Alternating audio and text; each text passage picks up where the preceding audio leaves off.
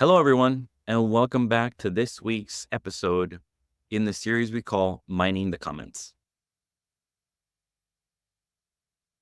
Welcome back, everyone. I want to thank for all those comments and questions that were posted on last week's episode. We had quite a few here, so let's get right to it and start with Jeannie. She asked, I've been experiencing the Houdini effect nightly for a few weeks. Do you think the CBTi program has left a residual and lingering fear? I'll be reading in bed and fall asleep and then startle myself awake. This may be something I need to keep experiencing until my brain feels that there is nothing to fear. Jeannie, first of all, thank you for your question. And let's break it down into a couple of different sections. So I'm not sure if I would necessarily call this the Houdini effect. The Houdini effect tends to be when we're sleepy, we're super tired, we go to bed. The moment we lay down in bed, we feel wide awake. Like all that sleep drive is completely gone in an instant, like magically, right? And we don't know exactly what happened, where it went, and why we're so wide awake. As you were describing your patterns at night, it says, I'll be reading in bed and fall asleep, then startle myself awake. What this sounds more like is hyperarousal and hypersleep. And so what happens with that is that we can fall asleep, but the brain, the subconscious is still monitoring and scanning. And the moment it realizes it fell asleep, it feels a threat, it feels scared, and it wakes you back up and you start monitoring, you start scanning the environment because it doesn't feel safe. So that hyperarousal is kicking that adrenaline and you're wide awake. And now the struggle is why am I awake? Why am I not able to fall asleep? And this is where, again, befriending wakefulness comes in. Find something that would be enjoyable, find something that we can do, find something that we can experience when we're hyper aroused so that we can let the subconscious know that we are safe.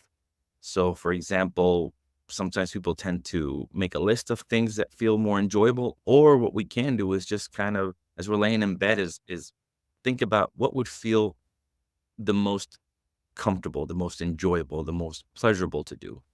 For me, it oftentimes, when I really don't have too many struggles right now, but I definitely remember this and these patterns.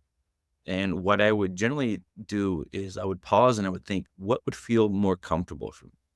And oftentimes the most comfortable thing for me to do was just to lay in bed and just relax. And again, I never tried to go back to sleep because then that would oftentimes create a lot of monitoring. Are we sleeping? Are we sleepy? Are we falling asleep? And then I would tend to wake right back up. So I would just tell myself, listen, I think I'm just going to rest and lay here. And oftentimes I would fall back asleep. But anytime we are wide awake, we feel like it's daytime. And even though we're physically tired, like that we're lacking that sleep, that lack of sleep, or that feeling of sleepiness. That's hyperarousal. So really, we just need to understand first and foremost what's going on and what's happening to us. So let's go back to the first section. Do you think the CBTi program left residual and lingering fear? Now, I have mentioned CBTi a few times already, and I don't want to criticize it because I know that that CBTi, cognitive behavioral therapy for insomnia, has been very beneficial and very helpful for a lot of people. So I don't want to knock it. This is all just my personal experience. For me, I would say to this question, certainly. For me, yes, 100%. The program was very rigid for me, and one of the things I'm still struggling with to this day is napping, right? So with CBTi, it talked about how we don't want to nap at all. We only go to sleep during a sleep window. And so to this day, I was programmed to just not take a nap. And so that's still fear. And it's taking time. It's really taking quite a bit of time. I've maybe taken a 5 or 10 minute nap, but it's only happened a couple of times. And even then it's taken a while for me to realize everything's fine. I'm safe. But yeah, fear can last a long time. And for CBTi, it definitely has left a lingering fear for me. That being said, you're asking, do I think that the CBTi program left residual and lingering fear? I don't know. Maybe, but what you're describing and as experiencing just seems like hyperarousal. So if it is or if it isn't, we still need to take the same approach where we just go about our nights, let the subconscious know that we're safe. And how do we do that? We just go about our nights doing something that we would do and kind of show it that we're not afraid, right? So the idea of watching TV, for example, it's not that the TV helps us sleep. It's that we're showing the subconscious that we're safe. What that means is if we were in a situation where there's a real threat, let's say heaven forbid, our house catches on fire, we wouldn't sit down and watch TV, right? It wouldn't make any logical sense. But if we're watching TV or if we're reading, the subconscious can start realizing and understanding that we're not in any kind of a real threat. It is a perceived threat. So that's kind of how we go around, not go around, but that's how we start understanding, first of all, what's going on with us. And then what do we do about it is we do things to show the subconscious that we are safe by doing whatever. Again, I mentioned certain things that I did, and one of the things was coloring. So I tons of coloring books, and I would just color. And because I got so sick and tired of streaming TV, I'd watched every series more than once. I don't know if I watched everything that exists on YouTube, but at least it felt like it. So I got to a point where I didn't want to do that anymore. And then reading sometimes felt very heavy. So just do something that you would enjoy. Again, one of the things can also be just laying down and resting. So let's go back to the rest of the question. The last sentence here. This may be something I need to keep experiencing until my brain feels that there is nothing to fear. I agree with you, Jeannie, 100%. Absolutely super insightful. The answer is right there, right? Whenever we start dealing with any fears and concerns, the brain is going to keep monitoring and scanning on a rate of just constantly. And so whatever comes up, what's more important is how we respond to it. So in my case, I've had many different things where the brain all of a sudden stops scanning for one thing in particular. We've maybe dealt with it in the sense where I don't allow it to agitate me or create any more fear. I just understand that this is kind of what's happening and what we're dealing with now. And this is something that's going to pass. When and where, I mean, when and how long is it going to take? The more we start thinking about that, then the more we start putting pressure on when to get to the end of the line or to the finish line again.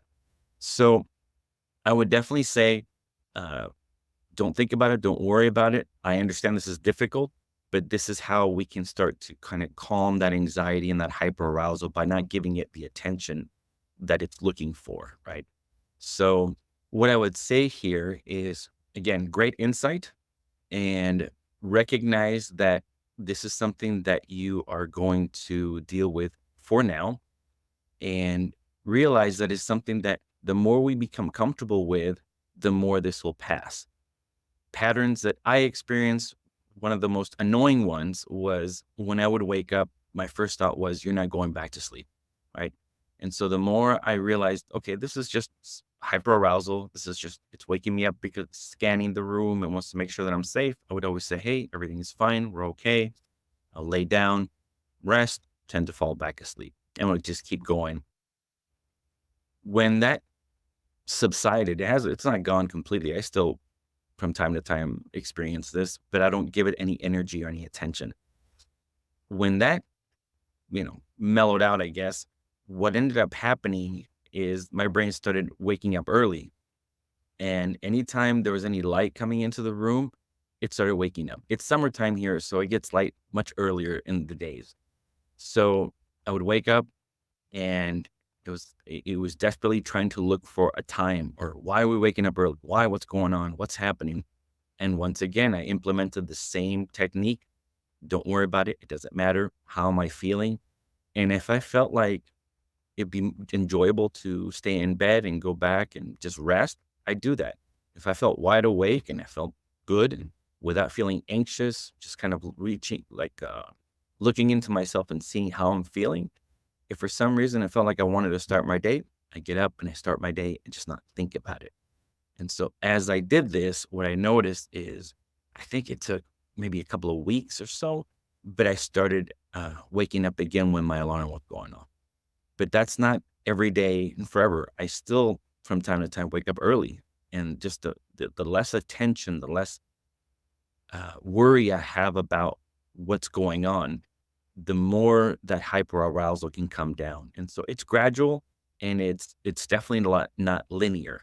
So this is why when we talk about uh, insomnia as a journey, is because it's really something that takes time. That it's really uh, an experience that we go through where we're not only learning about techniques, but we're learning about how we feel, and we're learning what feels best for us. Right? We're doing some like soul searching in a way and understanding ourselves better, and based on how we feel, we can respond to things. So it really is a shift in thought that is not just specifically about sleeping. It's what would feel more comfortable, what would be more bearable for me, and really experiment and try different things. Um, and I think that's really the way to go. Oh, and one last thing. So if we think about any new thoughts, feelings, experiences that happen during this insomnia journey, um, the brain is going to be alerted. It's going to look at it and it's going to want to make sure that because it's new feelings, new sensations, it wants to be comforted and wants to be reassured that it is safe. And so just understand that this is normal and that it's so much more about how we respond to whatever we're experiencing. So I hope that helps, Jeannie, with your questions. And I want to thank you again for taking the time to post it on the comment section. If anybody has any questions or comments about this video or any questions about their sleep, please go ahead and post in the comments below, and I'll go through them and I'll try to respond to it either on the comment section or on the following week's video. Until then, I hope you have a wonderful week. Take care of yourselves. Be kind, be gentle, be patient. The insomnia journey is certainly a difficult one, but we can get past this. And not only are we going to get past this, but as we understand ourselves better, we are also going to learn to live better. Have a wonderful week. Take care. And that's all for this week. We'll see you. Goodbye. Hi, it's me, Coach Daniel, and I hope you found the video you just saw full of inspirational content and full of educational content as well, because that's really what we try to do here in the school. We try to educate and inspire. And if you're finding that things are clicking for you and sleep is happening easier and you're leaving the struggle, please let us know in the comment section, because we live for that. We live for hearing how somebody is finding sleep and life becoming lighter and easier. And not only are you doing us a huge favor as sleep coaches and like filling our tank with that gas that makes us never want to stop doing this, but you're also helping the community. You're helping by inspiring other people, and by commenting, you're telling YouTube that this was interesting, and YouTube feeds our content to more people so that they can discover our teachings. Things get easier for them. So again, if you found things getting easier for you, please let us know in the comment section. Can't wait to hear from you.